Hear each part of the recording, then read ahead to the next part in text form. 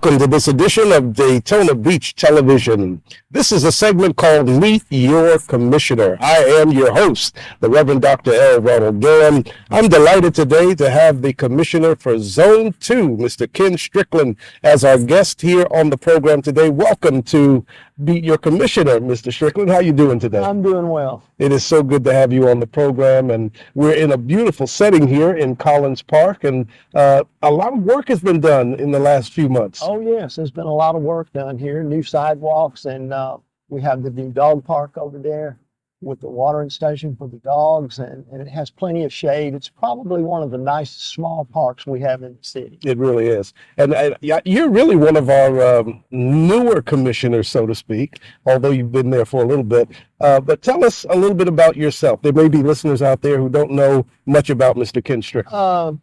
Well, Ken Strickland has lived in the area since 1990 and just been a community activist, really. Going to all the city meetings, paying attention to what's going on in our city, and seeing how sometimes things have been, in my opinion, mismanaged. We don't have that problem now. We have a great commission. We have a great mayor. We have a really, really, really good city manager. And I think we're turning things around. I mean, we don't all always agree on everything. And I think that's good, because I remember for years it was a 7-0 vote for everything. So, some of us question different things, but we compromise and move on. And I think we have a really good mayor and commission right now. You're absolutely right. And you're so right. You were active before you were a commissioner. I think that's where I first met you, was at a city commission meeting. You were concerned about the city and wanted to see some of the changes that we're now seeing since you've been commissioner. So let's talk about your zone a little bit, because in Zone 2, there are some challenges, particularly as it relates to the Seabreeze corridor.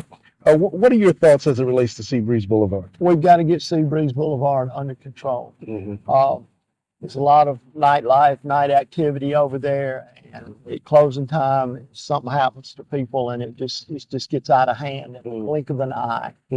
So we're working real hard on that right now to try to get that under control, and especially with the cameras. We have. I think the mayor contributed $20,000 in COVID money. I committed $80,000 in COVID money, and from Atlantic all the way over to Halifax, we're providing more cameras, and we're going to improve the lighting so that we can keep a better eye on what's going on there. I do feel like that once we put that up there, it's not going to immediately get everything under control until everybody realizes that they're being watched. And once they realize that they can't get away with busting somebody in the head and kicking them while they're down in the middle of the street, they'll learn to behave. Control. It is something that I know that the commissioners and the mayor, you all have been focusing in on that and looking at strategies and ways to combat that. And let's broaden that out a little bit. You are the commissioner for Zone 2, but your vote affects the entire city in many areas. So let's look at the core area of the city. And by that core, I mean the Midtown area. What are you seeing that can be done to kind of improve the heartbeat of our city? Well, we're going to have to, at some point, take some drastic measures as far as the flooding over there. I mean, we don't have to have a hurricane. We just happen to have tropical storm, or sometimes even just a summertime thunderstorm. Will flood that area, and we've got to deal with that, and we've got to help to either move into a place that's up, or help them, has the elevation not to flood, or to stop the flooding where they're living now. And it's going to be a difficult task, but that's been flooding over there since the beginning of time, and we just keep pushing it down the road and putting it off, and I think we're getting closer to doing some things now as far as improving the quality of life there, because they deserve to have an excellent quality of life and not be in waist deep water every time we have a storm.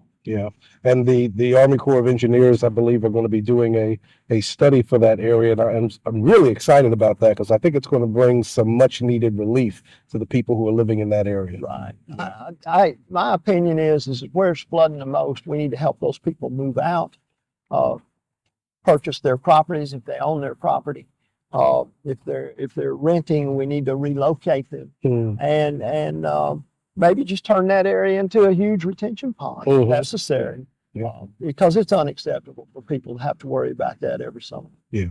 Well, we live here in the world's most famous beach. That's the moniker that will never go away, no matter how many times they try to change it and come up with a new tagline. That one is the one that sticks. And that means, Mr.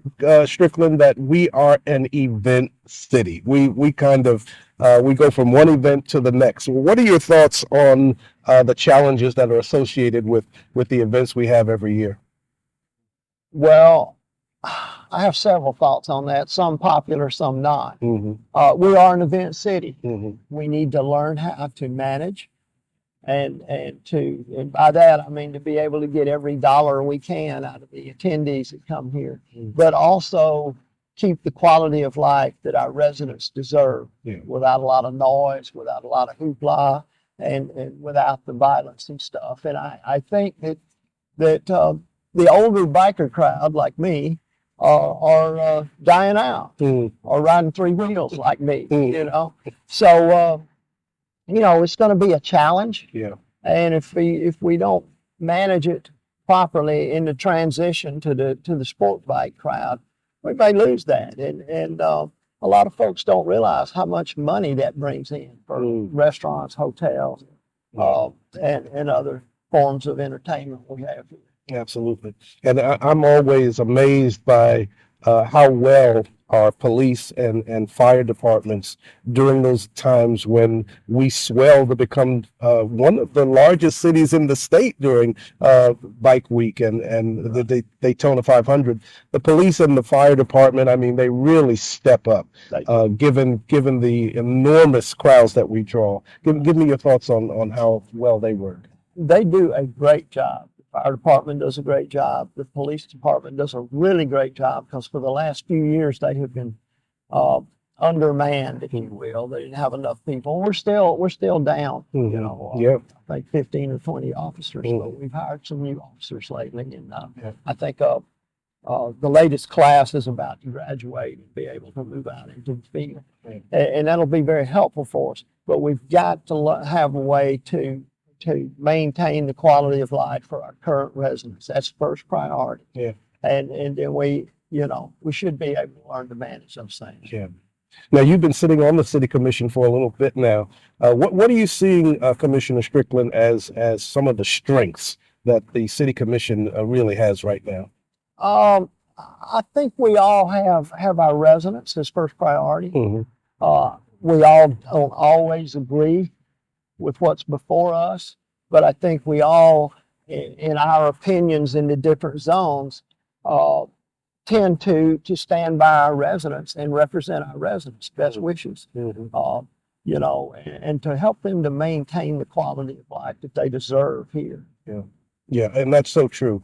And it is important for the commissioners to recognize that, as I said earlier, although you're the commissioner for this zone, the responsibility you have covers the entire city. Absolutely. And that makes a big difference. So what are the challenges, if you had a crystal ball and you could look into the future, what are some of the things that you see in the future that are going to challenge our city? Quality of life is the main thing. Yeah. I think that we emphasize that we're with development that we need to be ready for those people that are coming here, and I agree with that to a point.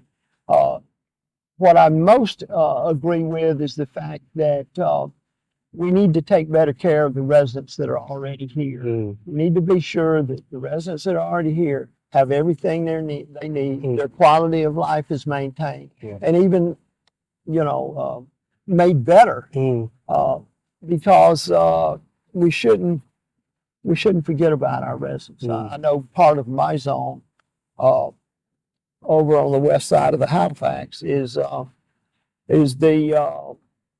fact that that zone, it doesn't have a lot of parks in zone 2, doesn't have a lot of things going on, but they're getting some streets paved over there. And I've worked on some things with trying to get their rubbish and trash picked up and stuff along the streets, because I felt like when I was campaigning, those people were forgotten Mm. and had been forgotten. Mhm. And I've worked as hard as I can to try to upgrade their quality of life and make sure they get the same service as the rest of the city. Now, since you've been elected as a commissioner, that obviously has kind of probably upset the balance of life for you a little bit. So, how has your life kind of changed since you've been elected to this position? Well, you know, I was very active before I was elected. Mm-hmm.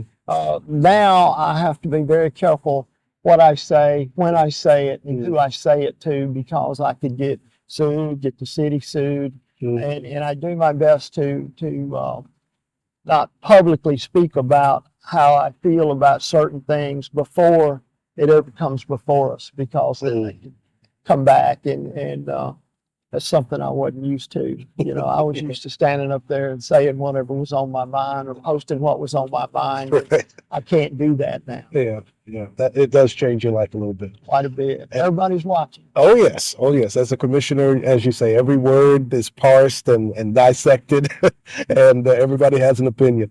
There's been recently, over the last couple of years, actually, a lot of discussion about the East ISB corridor, which comes down into your zone, that ISB stretch. What are your thoughts as we're looking to kind of improve that whole section of our city? Well, you know, Zone 2 is going to come down to the north side of East ISB beginning September 1st. So I'm going to try to be more involved with what's going on the east end of ISB there between, you know, Nova Road and the beach.